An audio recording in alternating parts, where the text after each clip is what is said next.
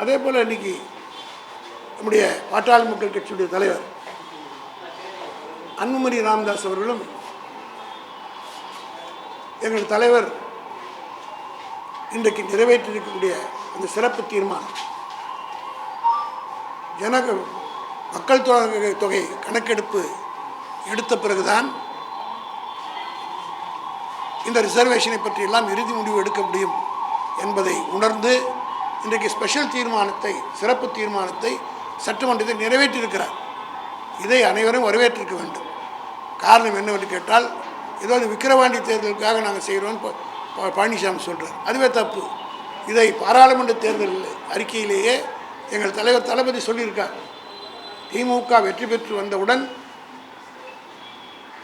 மக்கள் தொகை கணக்கெடுப்பு இந்திய அரசின் சார்பாக எடுப்பதற்கு எல்லா விதமான நடவடிக்கை எடுப்போம்னு சொல்லியிருக்கார். அது மட்டுமல்ல, இன்றைக்கி அன்புமணி ராமதாஸ் சொல்லியிருக்கார், மாநில சர்க்கார் நினைச்சா செய்யலாம். அவருக்கு எல்லாம் தெரியும். அவருக்கு தெரியல நான் சொல்லவே மாட்டேன். தூங்குறோன்னு எழுப்பிடலாம், தூங்குற மாதிரி நடிக்கணும். இது கன்கரண்ட் லிஸ்ட்டில் இருக்குது. இந்த சப்ஜெக்ட் கன்கரண்ட் லிஸ்ட்டில் இருக்குது, ஸ்டேட் லிஸ்ட்டில் இல்லை. State list, central list, concurrent லிஸ்ட்டில் இருக்குது. கன்கரண்ட் லிஸ்ட்டில் இருக்கிறத கணக்கெடுப்பு இருக்கிறத எப்படி ஒரு மாநில சர்க்கார் செய்ய முடியும்? சட்ட அமைச்சர் ரகுபதி தெளிவான பதில் சொல்லியிருக்கிறார். ஆக விக்கிரவாண்டி தேர்தலை மனதில் வைத்துக்கொண்டு இப்படி ஆளுக்கு ஆள் பேசி கொண்டிருக்கிறார்கள். அது மட்டுமல்ல, நேற்று 2 நாளுக்கு முன்பாக சட்டப்பேரவையிலே போக்குவரத்து துறை அமைச்சர் சிவசங்கர் அவர் தெளிவாக இந்த 10.5 ரிசர்வேஷனால் யார் யாருக்கு என்ன பாதிப்பு ஏற்படும் என்று தெளிவுபடுத்தியிருக்கிறார். தலைவர் கலைஞர் தான் 1989 ஆட்சிக்கு வந்தவுடன் 20% ரிசர்வேஷனை வன்னிய பெருமக்களுக்கு கொடுத்தார். எம்பிசி என்ற ஒரு கேடரை உருவாக்கி அதற்காக போராட்டம் நடத்தி எத்தனை பேர் சுட்டுக் கொல்லப்பட்டார்கள், எத்தனை பேர் மாண்டார்கள்.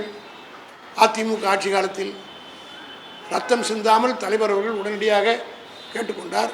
இதே மருத்துவர் ஐயா ராமதாஸ் அவர்கள்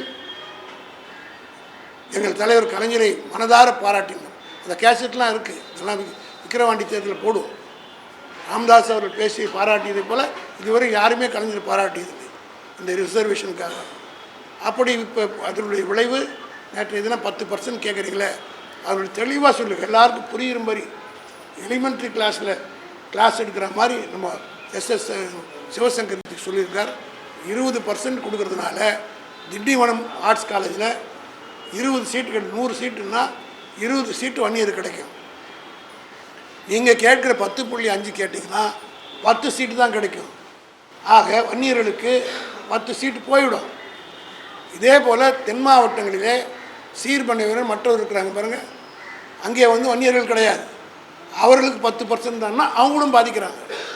ஆகவே திண்டிவனம், விழுப்புரம், விக்கிரவாண்டி, திருவண்ணாமலை, வேலூர், தருமபுரி, இப்படி நாதன் சென்னையில் இருக்கிற நாதன் தமிழ்நாட்டில் இருக்கிற அத்தனை பேருக்கும் இந்த 10.5 டிஸ்அட்வான்டேஜ், இதனால் எந்த பலனும் இல்லை, இதனால் பாதிப்பு தான் என்பதை எங்கள் சிவசங்கரை மட்டும் சொல்ல, வன்னிய சமுதாயத்தை சேர்ந்த பல பேர் புள்ளி விவரத்தோடு சொல்லியிருக்கிறார்.